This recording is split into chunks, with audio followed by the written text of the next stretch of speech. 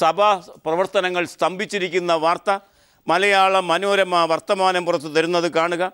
സുഷമയുടെ രാജിയില്ലാതെ ചർച്ചയില്ല, പ്രതിപക്ഷം ലോക്സഭ സ്തംഭിപ്പിച്ചു എന്ന ശീർഷകത്തിൽ വർത്തമാനം പുറത്ത് മലയാള മനോരമ ഇപ്പോൾ എത്തി നിൽക്കുന്ന പ്രതിസന്ധിയെക്കുറിച്ചുള്ള വാർത്ത, പാർലമെൻറ്റിൻ്റെ പ്രതിസന്ധിയെക്കുറിച്ചുള്ള വാർത്ത നമുക്ക് എത്തിച്ചു തരുന്നു. തോമസ് ഡൊമിനിക്കാണ് ആ വാർത്ത തരുന്നത്. വാർത്തയുടെ വിശദാംശങ്ങൾ ഇപ്രകാരം: അച്ചടക്ക നടപടിയുടെ വടിയെടുത്ത് സ്പീക്കർ, പ്രതിപക്ഷം അച്ചടക്ക നടപടിയുടെ വടിയെടുത്ത് സ്പീക്കർ, പക്ഷേ പ്രതിപക്ഷം അത് അവഗണിച്ചു. അഴിമതിയെ സംബന്ധിച്ച ബോംബേറ് ഭരണതലത്തിൽ നടത്തുന്നു എന്നാണ് ഇതുമായി ബന്ധിപ്പിച്ച് ഇന്ന് നമുക്ക് ലഭിക്കുന്ന വാർത്ത. അതുകൊണ്ടും തീർന്നില്ല, കാണുക. പ്രളയ സമയത്ത് മുഖ്യമന്ത്രിയും സെക്രട്ടറിയും പണമുണ്ടാക്കിയെന്ന് ഉത്തരാഖണ്ഡ് മുഖ്യമന്ത്രിക്കെതിരെ അഴിമതി ആക്ഷേപവുമായി BJP രംഗത്ത് വന്നിരിക്കുന്നു. കോൺഗ്രസിനെതിരെ ഒരു ബോംബ്. ഉത്തരാഖണ്ഡ് മുഖ്യമന്ത്രി ഹരീഷ് റാവത്തിനെതിരെ അഴിമതി ആരോപണവുമായി BJP രംഗത്ത്.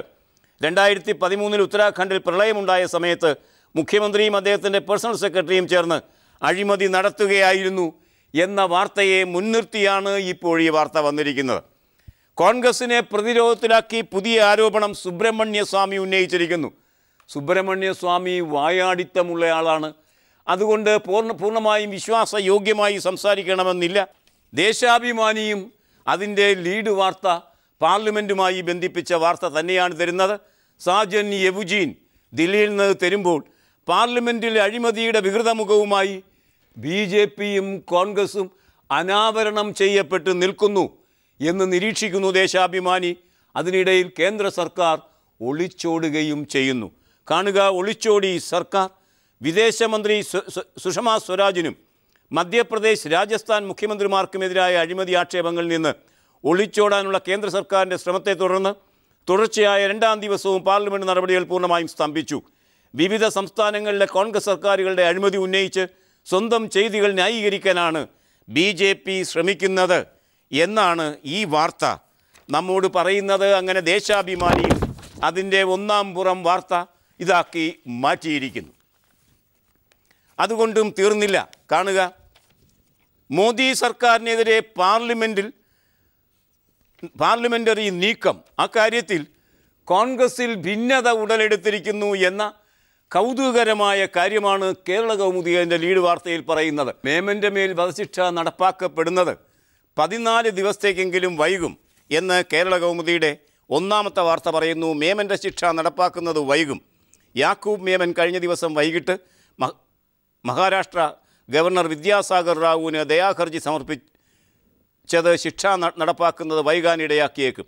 ദയാഹർജി തള്ളി 14 ദിവസത്തിന് ശേഷമേ ശിക്ഷ നടപ്പാക്കാൻ പാടുള്ളൂ എന്നാണ് 2014 ജനുവരിയിൽ അന്നത്തെ ചീഫ് ജസ്റ്റിസ് P. സദാശിവം പുറപ്പെടുവിച്ച മാർഗനിർദ്ദേശങ്ങൾ പ്രകാരം പറയുന്നത്. അങ്ങനെയാണെങ്കിൽ മെയ് 30 അയാൾ തൂക്കിലേറ്റപ്പെടാൻ ഇടയില്ല എന്നാണ് ഈ വാർത്ത നമ്മോട് പറയുന്നത്. ഇതിനിടയിൽ മേമൻ്റെ ഭാര്യയുടെ ഒരു നിലപാടും കേരള കൗമുദി അതേ വാർത്തയിൽ നമുക്ക് തരുന്നു. കാണുക, എൻ്റെ ഭർത്താവ് 14 വർഷം തുടർച്ചയായി തടവിൽ കിടന്നു. വിചാരണ നേരിടാൻ തയ്യാറായ ഒരു വ്യക്തിയാണ് അദ്ദേഹം. യാക്കൂബ് ഇപ്പോൾ വധശിക്ഷയ്ക്ക് ശിക്ഷിക്കപ്പെട്ടത് അയാളുടെ സഹോദരന്മാരുടെ പാപത്തിനാണ്. നമ്മളിപ്പോഴും ശിലായുഗത്തിലാണോ ജീവിക്കുന്നത്? സഹോദരന്മാരുടെ പാപത്തിനെ ചൊല്ലി അത് നേരിട്ട് ചെയ്യാത്ത മറ്റൊരു സഹോദരൻ വധശിക്ഷയ്ക്ക് വിധിക്കപ്പെടുന്നത് ഒരു ശിലായുഗ നിയമമല്ലേ എന്നാണ് മേമൻ്റെ ഭാര്യ രാഹീൻ നിറകണ്ണുകളോടെ ചോദിക്കുന്നത് എന്നും കേരള കൗമുദി ഈ വാർത്തയ്ക്കൊപ്പം പറയുന്ന വാർത്തയിൽ നമ്മോട് പറയും. ചെക്ക് പോസ്റ്റിലെ പച്ചക്കറി പരിശോധന ഒഴിവാക്കി. സർക്കാർ പറഞ്ഞത് വെറുതെയായി. വിഷപ്പച്ചക്കറി വരവ് തുടരും എന്നാണ് മാതൃഭൂമി പറയുന്നത്. വാർത്തയുടെ വിശദാംശങ്ങൾ TJ ശ്രീജിത്ത് കാസർഗോഡ് നിന്ന് തരുന്നു.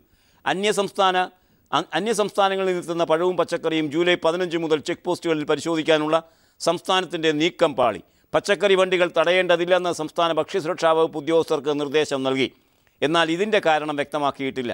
ചെക്ക് പോസ്റ്റുകളിൽ ഭക്ഷ്യസുരക്ഷാ പരിശോധന നടത്താനുള്ള നീക്കത്തിനെതിരെ കീടനാശിനി ഉൽപ്പാദകർ രംഗത്തെത്തിയിരുന്നു.